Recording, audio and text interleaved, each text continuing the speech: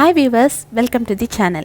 இன்னைக்கு நம்ம வீடியோல என்ன பார்க்க போறோம்னா ஒரு saree blouseல இருந்து 1.5 வயசுல இருந்து 2.5 வயசு குழந்தைக்கு ஒரு அழகான சிம்பிளான ஃப்ராக் எப்படி தைக்கிறதுன்னு பார்க்க போறோம். ரொம்ப சிம்பிளா நீட்டா எப்படி ஸ்டெப் பை ஸ்டெப் பண்ணனும்ன்றதை பார்க்கலாம்.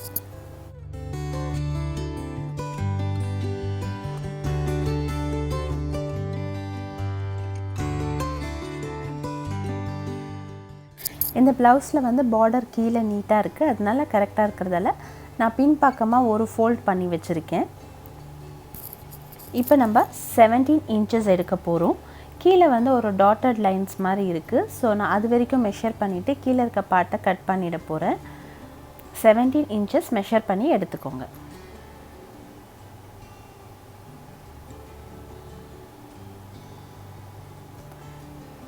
கீழே இருக்க இப்போ மார்க் பண்ணிட்டு இருக்கிறது என்னதுன்னு பார்த்தீங்கன்னா ஸ்கர்ட் பார்ட், கீழே வர ஸ்கர்ட் பார்ட். இதை வந்து நம்ம தனியாக கட் பண்ணி எடுத்து வச்சிடலாம். இப்போ மேலே இருக்க பாடிஸ் பார்ட் வந்து ஒரு ஃபோல்ட் பண்ணிங்கன்னா 12 இன்ச்சஸ் வரணும். அந்த மாதிரி மெஷர் பண்ணிவிட்டு மிச்சம் இருக்க எக்ஸ்ட்ரா கிளாத்தை கட் பண்ணி எடுத்துடலாம்.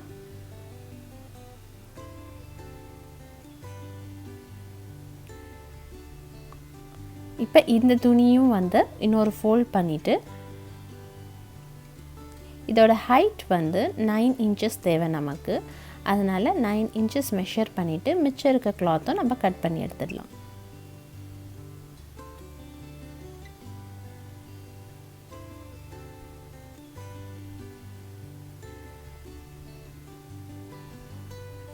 இப்போ மேலே இருக்க எக்ஸ்ட்ரா கிளாத்தை கட் பண்ணிடலாம். இப்போ அந்த ஃப்ராக்கோட மேலே இருக்க பார்ட் இது தான், ஃப்ரண்ட் அண்ட் பேக் இது. இப்போ இதை ரெண்டும் தனியாக கட் பண்ணி எடுத்துடலாம். ஃப்ரண்ட் அண்ட் பேக்கை பிரித்து வச்சுடுவோம். இப்போ இதில் மெஷர்மெண்ட்ஸ் மார்க் பண்ணிவிடுவோம். ஃபோல்ட் ஆகிருக்க பகுதியில் இருக்கு இல்லையா, அங்கேருந்து 4 இன்ச்சஸ் மார்க் பண்ணணும் ஹார்ம் ஹோலுக்கு. அதே மாதிரி நெக்குக்காக ஒரு 1.5 இன்ச் வச்சுக்கோங்க. நெக்கோட ஹைட் வந்து 2 இன்ச்சஸ் வரணும். 1.5 இன்ச் மார்க் பண்ணோம் இல்லையா, அங்கேருந்து ஸ்டேப் வச்சு 2 இன்ச் மார்க் பண்ணிவிட்டு இந்த 2 பாயிண்ட்டையும் ஜாயின் பண்ணிவிடுங்க ஒரு ஸ்ட்ரெயிட் லைன் போட்டு.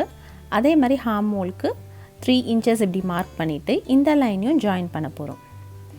இப்போ இந்த 2 லைன்லேருந்து லைட்டாக ஒரு கர்வ், எட்ஜில் வந்து லைட்டாக ஒரு கர்வ் போட்டுக்கோங்க. இப்போ இந்த பார்ட் வந்து இந்த கர்வ் பண்ண பார்ட்டை கட் பண்ணி எடுத்துட போகிறோம்.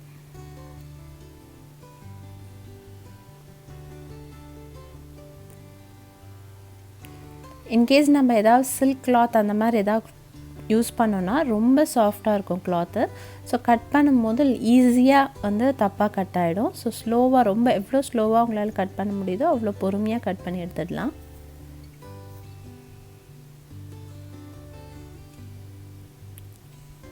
இப்போ ஃப்ரண்ட் நெக் வந்து கொஞ்சம் இறக்கமாக இருக்கணும் பேக் நெக் விட. அதனால் இப்போ நெக் பார்ட் இருக்கு இல்லைங்களா, அந்த நெக் பார்ட் அந்த 1.5 இன்ச் மார்க் பண்ணோம்ல, அந்த இடத்துலேருந்து லைட்டாக ஒரு 1 இன்ச் உள்வாங்கின மாதிரி நெக்கில் ஷேப் பண்ணிவிட்டு அதை கட் பண்ணி எடுத்துடுவோம்.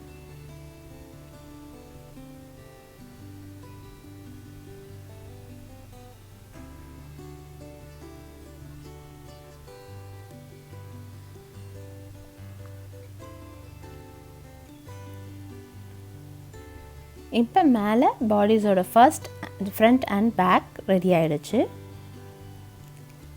நான் பேக்கில் வந்து ஒரு டைமண்ட் ஓப்பனிங் டிசைன் மாதிரி வச்சுருக்கேன். அதுக்காக இப்படி பேக் பார்ட் எடுத்து கீழேருந்து ஒரு 2 இன்ச் மார்க் பண்ணிக்கோங்க. மேலேருந்து அதே மாதிரி ஒரு 2 இன்ச் மார்க் பண்ணிவிட்டு ஒரு 1 இன்ச் இப்படி சென்டர் பாயிண்டில் வச்சு இந்த மாதிரி ஒரு ட்ரையாங்கிள் ஷேப் மாதிரி போட்டுக்கணும். அதை கட் பண்ணி எடுத்துக்கோங்க.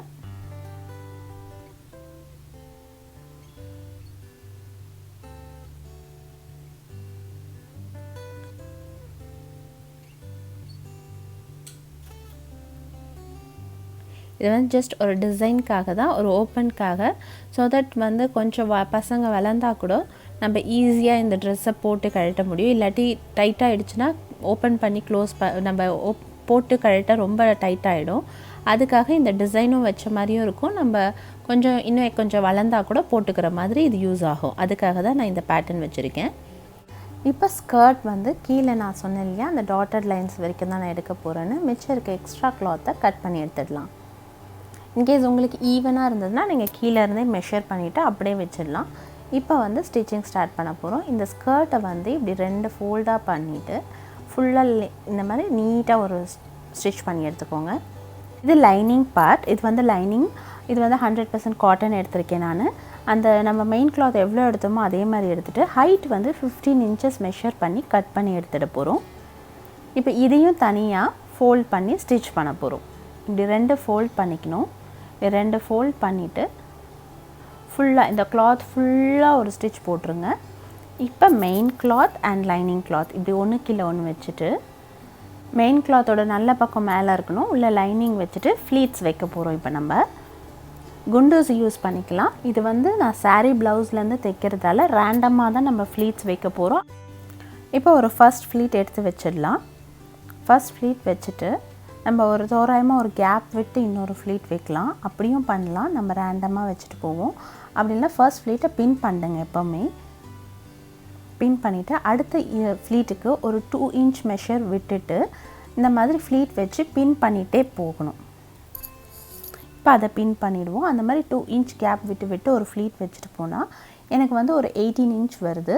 பட் எனக்கு வந்து 20 இன்ச்சஸ் தேவை. இந்த லென்த் வந்து 20 இன்ச்சஸ் வேணும். அதுக்காக நான் கொஞ்சம் அட்ஜஸ்ட் பண்ணிக்கிறேன். அந்த ஃப்ளீட் ஒவ்வொரு ஃப்ளீட்டாக ஓப்பன் பண்ணிவிட்டு கொஞ்சம் கொஞ்சமாக இந்த கேப்பை வந்து இன்க்ரீஸ் பண்ணி அட்ஜஸ்ட் பண்ணிட்டு வரேன். இப்போ இதை அட்ஜஸ்ட் பண்ணி மேலே அட்ஜஸ்ட்மெண்ட் பண்ணி 20 இன்ச்சஸ் வர மாதிரி நான் ரெடி பண்ணி பின் பண்ணி வச்சுட்டேன். மேலே வந்து ஒரு லைனாக ஒரு ஸ்டிச் போட்டு சீல் பண்ணிடலாம் இதை. இப்போ மேலே பாடிஸ் பார்ட்டில் வந்து நான் பின்னாடி டைமண்ட் ஷேப் கட் பண்ண இல்லையா, லைனிங்கும் அதே மாதிரி ரெடி பண்ணி வச்சுட்டு இப்போ அந்த டைமண்ட் ஷேப்பை அந்த லைனிங்குள்ளே பண்ண போகிறோம்.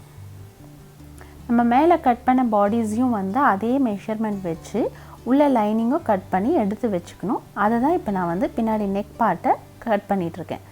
இப்போ இதை வந்து ஃபுல் ஓப்பனாக வைக்க போகிறேன் நான். அதனால் இந்த லைனிங் அண்ட் மெயின் பார்ட் இது ரெண்டுத்தையும் எடுத்துகிட்டு இந்த 2 ஓப்பனை கட் பண்ண போகிறோம். ஃபோல்டடாக இருக்கிறத வந்து கட் பண்ணி ஓப்பன் மாதிரி வைக்க போகிறோம். தனித்தனியாக டிவைட் பண்ண போகிறோம். இப்படி பிரித்து எடுத்துக்கோங்க கட் பண்ணிவிட்டு.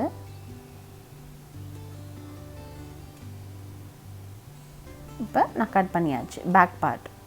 அதே மாதிரி ஃப்ரண்ட் பார்ட்டுக்கும் லைனிங் ரெடி பண்ணி வச்சாச்சு.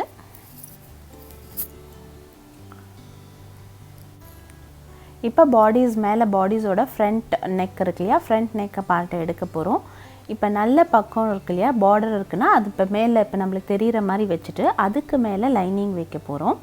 இப்போ இந்த ஹார்ம் ஹோல், அப்புறம் இந்த நெக்கு, அப்புறம் அந்த ஹார்ம் ஹோல், இந்த 3 பார்ட் மட்டும் ஒரு ஸ்டிச் கொடுத்துக்க போகிறோம். இப்போ நான் இதை ஸ்டிச் பண்ணிட்டேன். இந்த மாதிரி கட் பண்ணிக்கோங்க டேர்ன் பண்ணுறதுக்காக. ஸ்டிச் கொடுத்த எல்லா இடத்துலையும் இன்னும் டேர்ன் பண்ணால் சுருக்கம் இல்லாமல் நல்லா அழகாக வரதுக்காக ஒரு கட் பண்ணிக்கணும். இந்த மாதிரி நல்ல பக்கத்துக்கு மேலே தானே நம்ம லைனிங் வச்சு ஸ்டிச் பண்ணோம். அதை வந்து இப்படி திருப்பினீங்கன்னா நல்ல பக்கம் உங்களுக்கு மேலே வந்துடும். இந்த மாதிரி ரிவர்ஸ் பண்ணி எடுத்துக்கோங்க.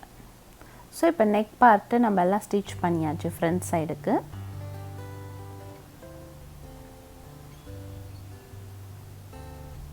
நான் சொன்ன மாதிரி உங்களுக்கு பார்டர் இருந்ததுன்னா அந்த பார்டருக்கு மேலே லைனிங் வச்சு ஸ்டிச் பண்ணுங்கள். அது அப்போ திருப்பும் போது உங்களுக்கு லைனிங் பின்னாடி ஃப்ரண்ட் பார்ட் முன்னாடி வரும். இப்போ இந்த ஃபோல்டட் மேலே ஒரு ஸ்டிச் போடணும்.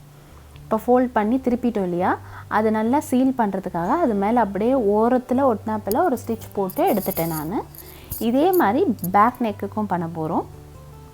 நல்ல பக்கத்தை மேலே வச்சுக்கோங்க, அதுக்கு மேலே லைனிங் வச்சுக்கோங்க. இப்போ இந்த ஹார்ம் ஹோல், அப்புறம் அந்த நெக்கு, அதே அந்த டைமண்ட் ஷேப் எண்ட் வரைக்கும் அந்த ஆப்போசிட் சைடில் ஃபுல்லாக போட்டுட்டு வரப்போகிறோம். அந்த சைடு மட்டும் போட வேண்டாம். இந்த நெக் டிசைன் இருக்க சைடு மட்டும் ஃபுல்லாக போடுங்க. அந்த சைடு ஹார்ம் ஹோல் மட்டும் போட்டால் போதும். இந்த மாதிரி நான் இப்போ போட்டு எடுத்திருக்கேன். இந்த டைமண்ட் ஷேப்பு ஸ்டிச் பண்ணிட்டேன். இந்த சைடு பார்த்தீங்கன்னா வெறும் ஹார்ம் ஹோல் மட்டும்தான் ஸ்டிச் பண்ணியிருக்கேன். இப்போ இதை திருப்பிடலாம்.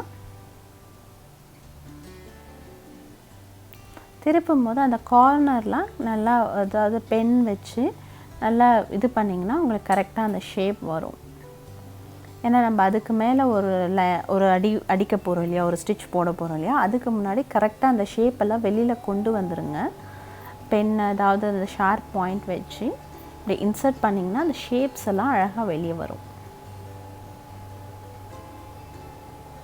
இப்போ இந்த திருப்பின மேலேயே ஒரு ஸ்டிச் போட்டுருங்க. எங்கே நம்ம ஆல்ரெடி ஸ்டிச் பண்ணியிருக்கோமோ அது மேலேயே ஒரு ஸ்டிச்சஸ் போடணும். இதே மாதிரி நான் இந்த சைடு அந்த சைடு ரெண்டுமே பண்ணி எடுத்தாச்சு. இப்போ ஃப்ரண்ட் சைடோட நல்ல பக்கம் நமக்கு தெரியணும். இப்போ பேக் சைடோட நல்ல பக்கம் வந்து திருப்பி வச்சுருங்க. லைனிங் மேலே தெரிகிற மாதிரி இப்படி வச்சுட்டு ஸ்டிச் மேலே இந்த ஷோல்டரை ஸ்டிச் பண்ணி எடுத்துக்கோங்க. நான் மேலே ஷோல்டர் ஸ்டிச் பண்ணி முடிச்சாச்சு. இப்போ நம்ம கீழே ஸ்டிச் பண்ணியிருக்க ஸ்கர்ட் பார்ட் இருக்குல்ல, இதை ரெண்டாக ஃபோல்ட் பண்ணி சென்டராக வச்சுக்கலாம். இந்த மேலே இருக்க பாடிஸ் பார்ட்டுக்கு சென்டராக வச்சுட்டு மார்க் பண்ணிக்கோங்க. நம்ம மேலே ஹார்ம் ஹோல்லேருந்து அந்த ஜாயிண்ட் பண்ணிவிடுங்க. எங்கே மார்க் பண்ணியிருக்கோமோ அது வரைக்கும் ஜாயின் பண்ண போகிறோம். இப்போ இந்த இடத்துல ஸ்டிச்சஸ் போட்டுக்கணும் ரெண்டு சைடும். நான் வந்து ரெண்டு பக்கம் ஸ்டிச் பண்ணியாச்சு. இப்போ இது பார்க்கறதுக்கு ஓவர் கோட் மாதிரி பண்ணியிருக்கேன்.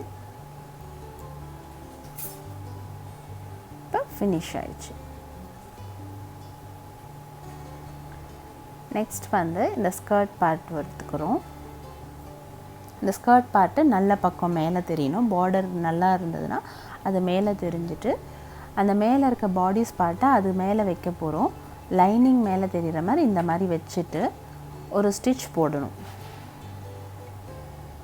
போடுறதுக்கு ஒரு சின்ன டிப்ஸ் மாதிரி சொல்கிறேன். ஸ்கர்ட் பார்ட்டில் அது கொஞ்சம் மேலே தெரிகிற மாதிரி வச்சு இப்படி ஒரு ஸ்டிச் ஃபுல்லாக போட்டுடுங்க. அதுக்கப்புறம் இந்த எக்ஸ்ட்ரா கிளாத்தை இப்படி ஃபோல்ட் பண்ணிவிட்டு இப்படி திருப்பிட்டிங்கன்னா உங்களுக்கு நல்ல பார்ட் வந்துடும். இப்படி ஒரு ஸ்டிச் போட்டிங்கன்னா திருப்பி பார்த்திங்கன்னா உங்களுக்கு அந்த நூல் அந்த எக்ஸ்ட்ரா கிளாத்தில் வெளியில் தெரியாது, எல்லாமே உள்ளே அழகாக சீல் ஆகிடும்.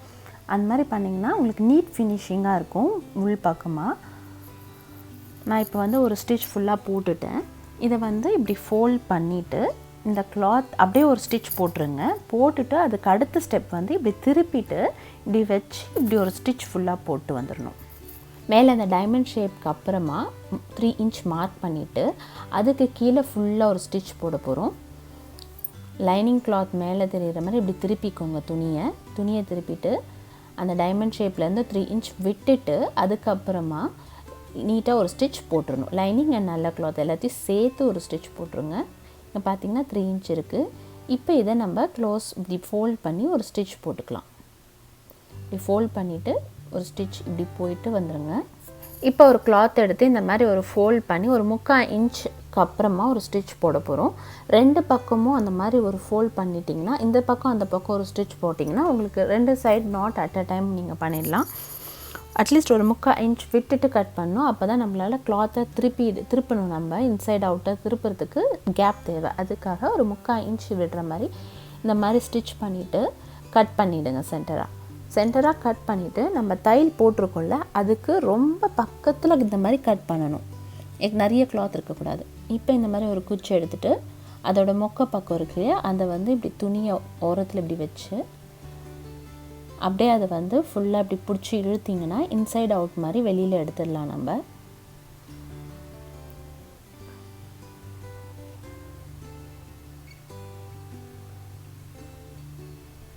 ஃபுல்லாக இந்த மாதிரி ஃபுல்லாக இழுத்துட்டு அப்படியே வெளியில் எடுத்திங்கன்னா இப்போ நம்மளுக்கு நாட் ரெடி ஆகிடுச்சு. நான் 2 பண்ணேன் இல்லையா, 2 சைடும் அதே மாதிரி நம்ம வச்சிடலாம்.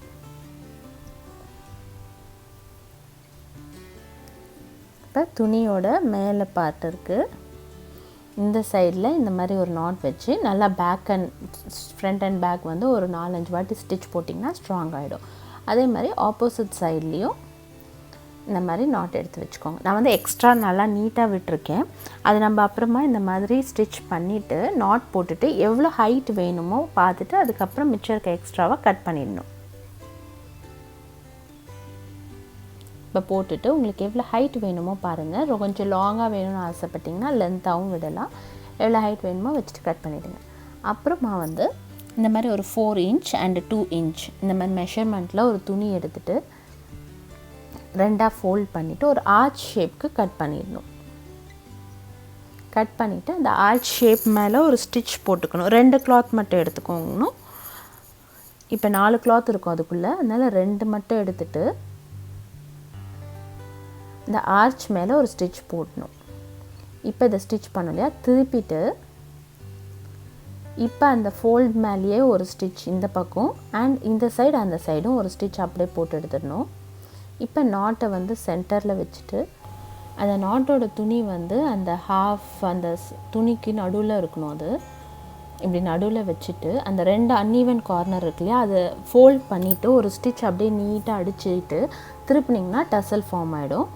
இப்போ அந்த டைமண்ட் ஷேப்புக்கு கீழே டைமண்ட் ஷேப் எண்ட் ஆகுது இல்லையா, அந்த இடத்துல நான் ஹூக் தைக்க போகிறேன். அந்த ஓப்பனிங் ஒரு 3 இன்ச் விட்டோம்ல அந்த எண்டுக்கு, அது இடத்துல ஒரு ஹூக்கு வந்து இந்த மாதிரி வச்சு அந்த 2 ரவுண்ட் ஃபுல்லாக நல்லா ஸ்டிச் பண்ணிவிடுங்க. ஹூக் ஒரு சைட் ஸ்டிச் பண்ணிவிட்டு அந்த ஹூக்கு வந்து போடுறதுக்கு லூப் வந்து இன்னொரு சைடில் ஸ்டிச் பண்ணிடணும். லூப் போடுறதுக்கு வந்து இந்த மாதிரி ஹூக் ஊசி நூலில் வந்து ஒரு 4-5 வாட்டி இவ்வளோ கொஞ்சமாக கேப் விட்டுட்டு உள்ளே விட்டு எடுக்கணும். அதுக்கப்புறம் ஒரு திக்னஸ் வந்த பிறகு இப்போ அந்த இந்த லூப் மாதிரி இருக்கு இல்லையா, அதை வந்து கொஞ்சம் தூக்குன மாதிரி வச்சுட்டு அதுக்குள்ளே ஃபுல்லாக நம்ம வந்து நிறைய வாட்டி இந்த மாதிரி உள்ள நூலை விட்டு அது நல்லா ஒரு திக்னஸ் ஆகிற வரைக்கும் இந்த எண்ட்லேருந்து அந்த எண்டு வரைக்கும் கிட்ட ஊசி நூலை விட்டு எடுத்துக்கிட்டு இருக்க போகிறோம்.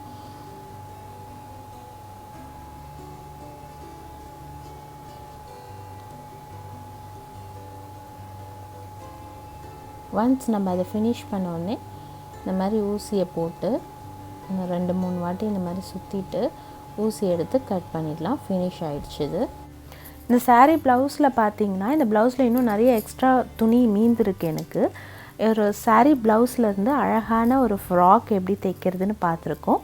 பேசிக் ஸ்டிச்சஸ் மட்டும் தெரியும், ஆனால் எனக்கு தைக்க ரொம்ப ஆசைன்றவங்களுக்காக எடுத்த வீடியோ இது. நீங்களும் ஸ்டிச் பண்ணி பார்த்துட்டு எப்படி வந்ததுன்னு எனக்கு கமெண்ட் பண்ணுங்கள். தேங்க்யூ ஃபார் வாட்சிங்.